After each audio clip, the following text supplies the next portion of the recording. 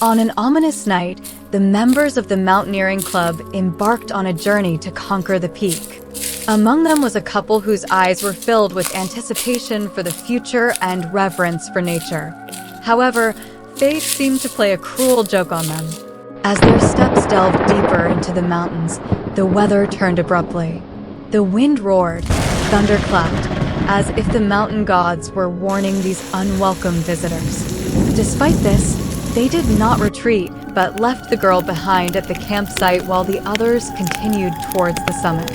The girl stayed alone at the campsite, surrounded by darkness as if wrapped tightly in an immense black curtain. She tried to dispel the gloom around her with a bonfire, but the flames flickered weakly in the wind.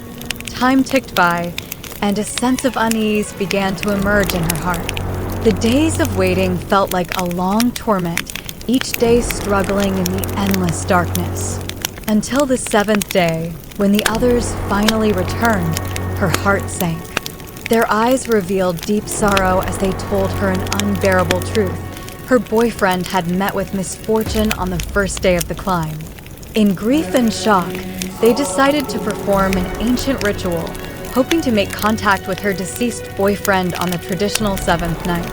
They formed a tight circle, placing the girl in the center, each person holding her hand, trying to offer some comfort. As the midnight hour approached, the air around seemed to solidify, a suffocating sense of fear enveloping the entire campsite. Suddenly, a figure rushed out from the darkness. It was her boyfriend, his body covered in blood, his eyes filled with despair and panic. Ignoring the girl's screams and struggles, he tightly grasped her hand, pulling her outward with all his strength. In this life or death moment, he finally revealed the heart-wrenching truth that on the first day of the climb, a sudden mountain disaster had claimed the lives of everyone, with only him miraculously surviving. The girl's heart was filled with fear and doubt. She didn't know whom to believe.